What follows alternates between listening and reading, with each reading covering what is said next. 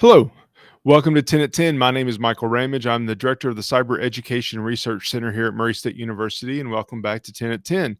10 at 10 is brought to you through a partnership between Murray State University, Grow West, Technology Council of West Kentucky, KY Innovation, and our local partner, Sprocket Innovation in Paducah, and the Kentucky Innovation Station in Madisonville. This week, we're going to touch on an issue, a topic that really I've talked about a couple of times over the last month or two, and frankly, it's one that warrants our attention. And I really want to touch back on it today to make sure it's in the front of our mind, to make sure that we're thinking about it, and to make sure that you're paying attention. So we know there's a conflict, a war going on in Ukraine between Ukraine and Russia, and both sides are begging and asking and trying to encourage companies to and countries and organizations to take sides on the conflict. And the U.S. in some ways has taken sides, and other countries in some ways have taken sides, but maybe not enough in some ways, too much in others. All of that is a political mess that we're not going to talk about today. But we are going to talk about today is how this is translating into cyberspace, translating into the cyber realm. And it's actually something that you and I need to think about in a serious way. And that's what we're going to talk about today. First of all, there's been reports over the last couple of weeks. I think all of these articles I saw this week, that the hacking group Anonymous is a hacktivist group. We've probably talked about it a couple times on here over the last year, 15 months. But they are not a group that is necessarily out for monetary gain. They are out as hacktivists, as a militia of sorts of cyber hackers that are hacking for, in their opinions, good. So what they are doing is they are attacking Russia or Russian interest, and at least according to reports, are declaring a cyber war on Russia.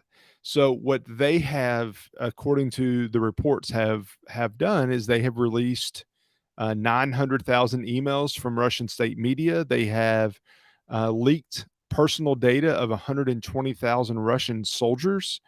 They are attacking those organizations and the Russian government itself, supporting the Russian side.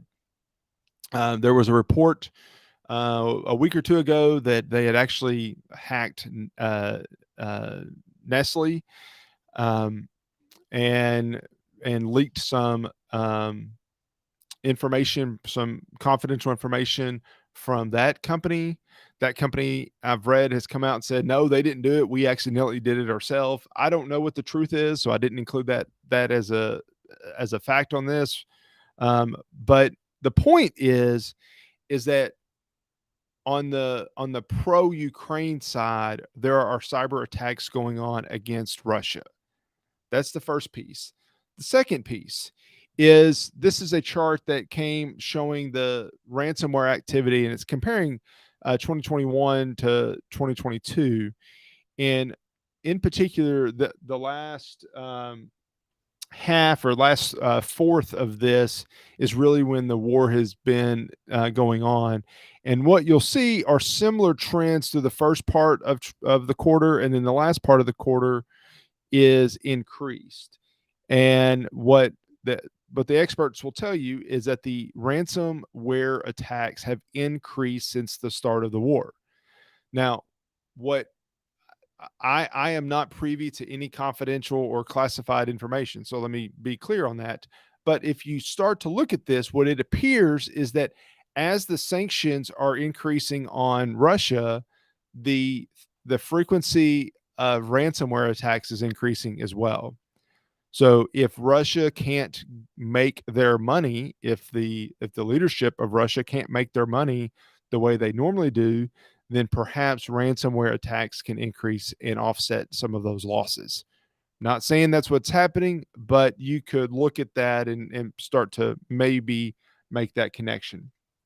Regardless of what's going on, regardless of what's happening, There is increased activity in cyberspace. There's increased things going on that your organization, you need to be aware of. How are you going to stop these things? You need to be thinking about that. So what do? I go back to Shields Up. I shared about Shields Up a few weeks ago. Shields Up is something that has come out of the Cybersecurity and Information Infrastructure Security Agency. That's part of our federal government. They have been talking about steps that you can take right now to protect yourself. Um, First of all, they're issuing these warnings because of something. They're not doing it just because they feel like, well, there's a war going on, so maybe we're going to have a cyber attack. They know information. They have access to classified intelligence. They are monitoring this. They're monitoring our infrastructure across the country. They know more than you and me. So if the federal government, if the CISA agency is telling us to take steps to better prepare, then we need to listen to them. We need to take steps to better prepare. So I'm going to share 2 slides with you that's from their website, cisa.gov/shields up. I encourage you to go there and follow every single step that they have. But in particular, and I'm not going to read all this. This is a lot of text on the screen. But if you can see the parts in bold, and I would encourage you to just go to their website and take a look at it. First is empower the Chief Information Security Officer. Empower your CISO. If you have a CISO or CIO in your organization, empower them to take steps to improve your security. There are organizations that are going to be at risk because they're not taking those steps to improve their security posture. Make sure you're doing what you need to. Lower your reporting threshold. Reporting threshold means at what point do you share activity with CISA, with federal agencies? There's a threshold for most organizations where that happens. I would encourage you, CISA encourages you to lower that threshold because right now we are on alert. We want to make sure that we're watching everything that we need to. Test your response plan. If you have not tested your response plan, do it now. You may need it very shortly. We're going to talk about ransomware on the next slide. You may need it very shortly. Make sure that you're testing or you have tested your response plans and plan for continuity. If you are attacked, whether that's through ransomware or some other cyber attack that cripples your organization, are you prepared to move forward? Are you prepared to take the steps to continue business operations? You've got to make sure that you're able to do that. And finally, the last item, the last bullet on this list is plan for the worst. Let's assume worst case scenario. It's a lot easier to plan for the worst case scenario and then take a few steps back. If you're a critical infrastructure provider, if you're a electric power company, if you're a water provider, if you're a chemical plant, let's plan for the worst case scenario. If you're a government agency, let's plan for the worst case scenario. And then it will be fantastic if we don't have to go through all of those extreme measures. I don't want to sound like the sky is falling, but we are probably in the history of the internet at the most critical point right now of potential cyber war or full-on cyber attacks going on right now because of what's going on with Russia and Ukraine. So we just need to be prepared. That's really what I'm asking of you, is to be prepared. For most organizations, that preparedness is going to work even after this Shields Up status is lifted. Even after we get to the point where we don't need to be quite so concerned about what's going on, we will be at a we'll be at a position where we are prepared for other attacks, ransomware, whatever it might be.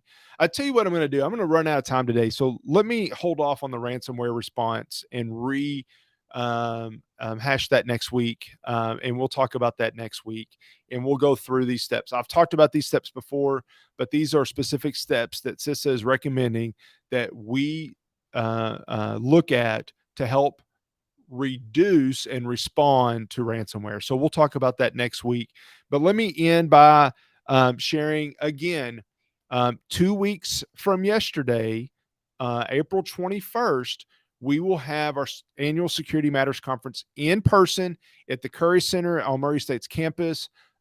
Visit facebook.com/Murray State Cyber to learn more about Security Matters Conference. It will start about 8:30. We have a great lineup of speakers. If you want to watch last week's 10 at 10, you can see the lineup of speakers. We'll probably talk about it again next week a little bit. But join us. Stay for lunch. We'll have some awards presented throughout the day. We have a great luncheon speaker in Wes Spencer, who is a leader in cyberspace. Some of our speakers actually going to be touching on what I just shared today. Lauren Prohl actually is going to be talking about this topic in a longer form. So I would encourage you to come out, come join us. Make sure you register. I want to make sure we have enough food. It's free. There's no cost to you to join, to come to Security Matters. Just make sure that you register so I can plan accordingly. And we want to make sure we have enough food for you.